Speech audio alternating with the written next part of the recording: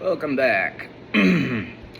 So, speaking again, like I did in my last episode, to the history of it, one thing I had neglected to mention is one of the biggest reasons that it was popular and common for mountain men to carry plugs of tobacco was that they're easily stored.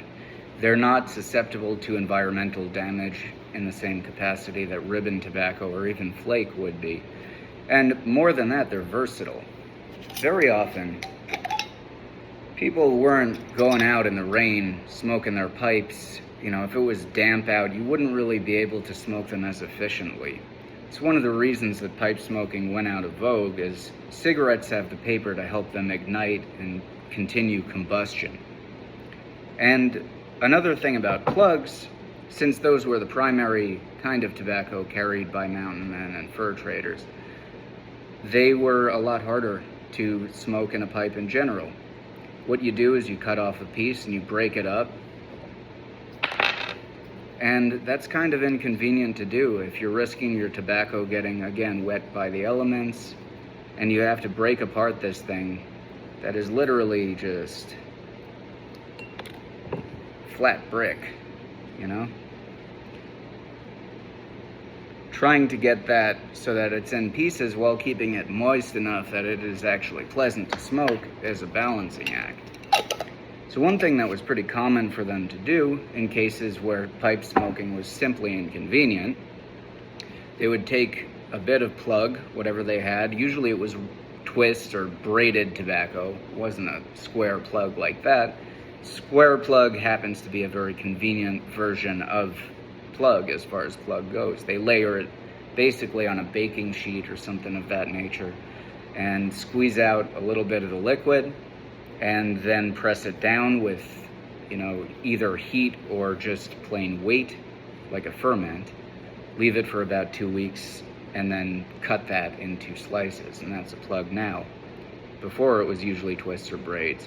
But another nice thing about it is that they could take a bit and literally just put it in their mouth.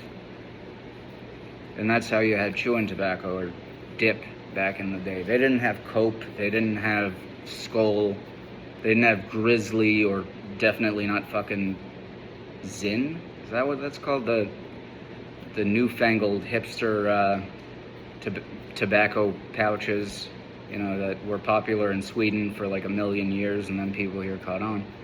But this is how they would do it back then. The reason they stopped doing this as much is that they tend to break apart in your mouth. They tend to be a lot higher in nicotine, and most people can't really handle it. And, when you have a looser tobacco, like Skull, you put a bit in and you're spitting the whole time because it's got liquid in it. It's extremely moist. This one, you create liquid with your mouth. Your saliva becomes the part that you have the suspension in, and it's otherwise dry tobacco. Most people really gravitate away from it because of the strength. It happens to be that a plug of tobacco is a lot stronger. And if you're a black coffee drinker, it still might suit you. This one is 3 Ps by Peterson. Either way, you don't want to swallow all the liquid, trust me. 3 Ps by Peterson, and it's got a very chocolatey kind of taste. If you're a black coffee drinker, this is a great one to try out if you happen to be experimental. I'm not saying you have to, and if you're grossed out by spitting, so be it.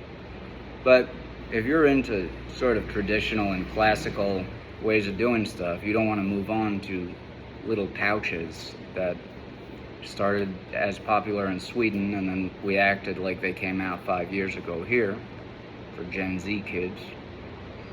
If you're into something more traditional, more rough cut, more close to the source, this is a really good way to go, because you don't always want to spark up a pipe. You're not always in an environment where you can or where it's conducive to doing so. But just something to think about, roll it around and do as you see fit. I hope this is a helpful tip.